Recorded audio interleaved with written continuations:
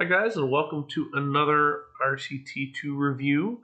Today we are looking at Che's new design, the Sommerrodelbahn Züllerhorn, which I'm sure I am pronouncing wrong, but I am very American and not German. So, regardless of the name, it is a really great Alpine coaster, maybe the best I think I've seen in the game so far.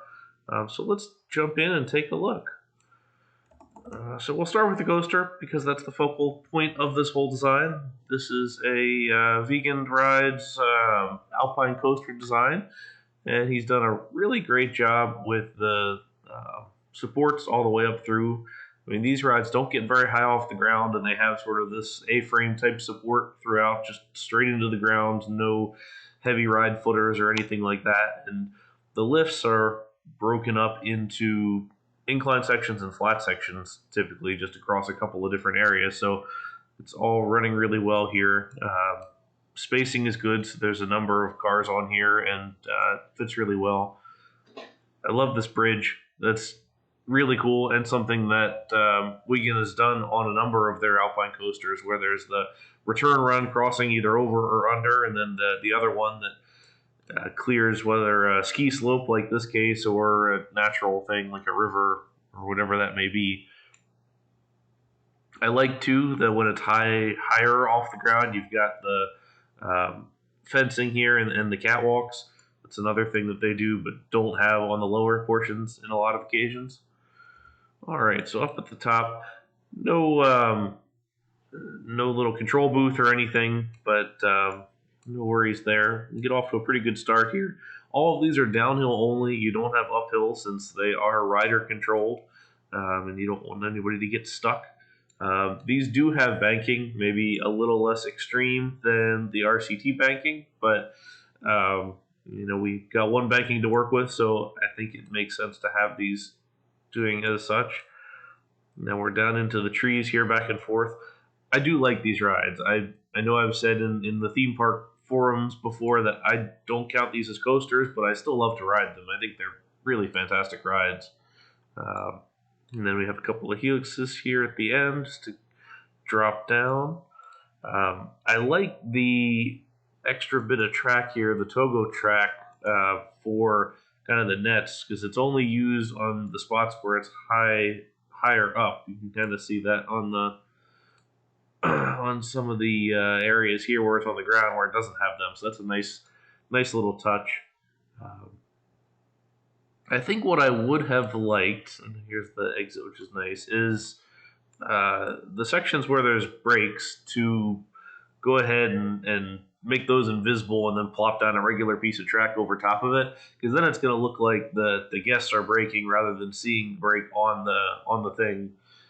A lot of the modern Wiegand ones over the last couple of years have auto brake down the whole thing. There's magnetic brakes and a fin down the entire ride, so it can't get going too fast.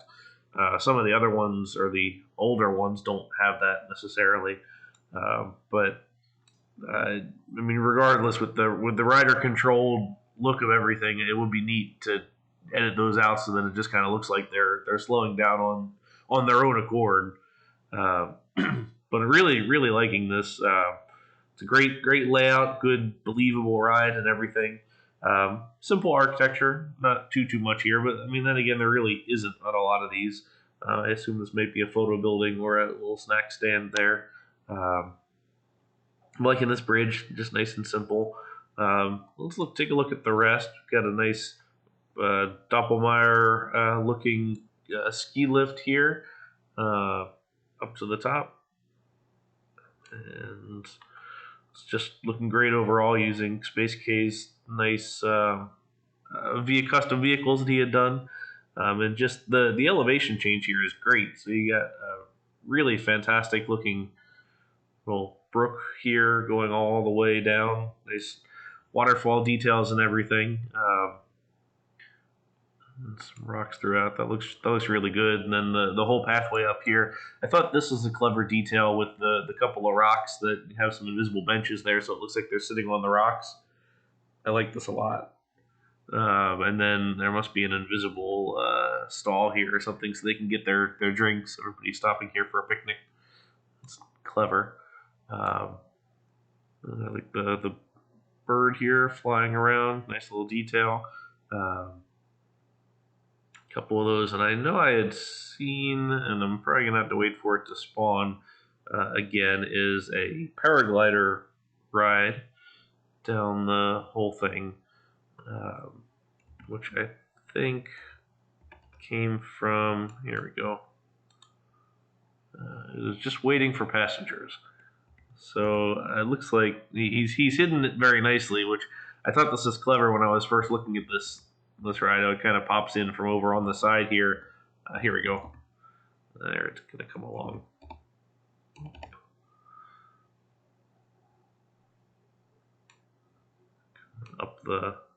Up the hill. Let's speed that up. All right, there we go. This is a cool touch because it comes all the way down, and then when it gets to the bottom, it touches down in the field at the bottom, and the guest gets off. So that's kind of neat. It only going downhill, which makes sense.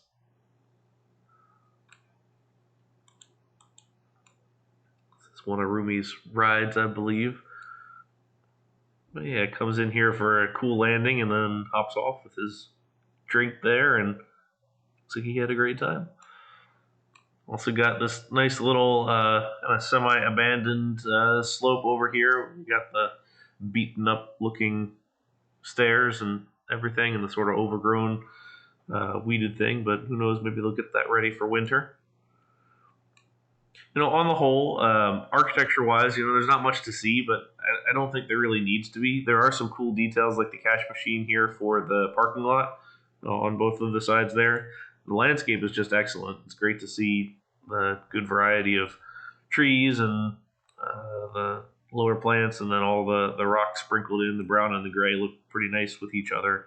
And then just the kind of simple details like the signs and that kind of stuff looks really nice. So two just little things like the mountain goat here and the snow just popping in a couple of spots, but only above a certain elevation, so that feels right as you go through. But overall, this is really nice to look at. 25 cars on this, which feels correct. What you're missing out realistically is the slow guy who ruins it for everybody else, which is probably my one gripe of these rides to begin with. But on the whole, this is great. I'm really enjoying this design, and I think it is a well-deserved design win over on New Element. So I hope that we'll see some more of these. I'd like to see what other people's takes on the Alpine coasters are, because there are a good variety, even though it is a pretty straightforward ride concept. But there's a lot of them out there, and I think I'd like to see even more. But nice details here, and hope I will see more from you as well, Che. This was a well-deserved victory, so looking forward to your encore submission.